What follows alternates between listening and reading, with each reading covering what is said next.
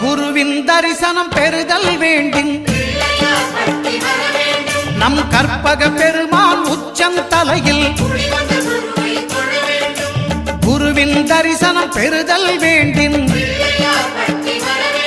நம் கற்பக பெருமான் உச்சந்தலையில் ஆலமர் செல்வன் அவனது பார்வை தடைகளை நீக்கி வளம் பெருக்கும் நம் கணபதி சிரத்தை காண்கிற மங்கையர் மாங்கல்ய பலமே திடமாகும்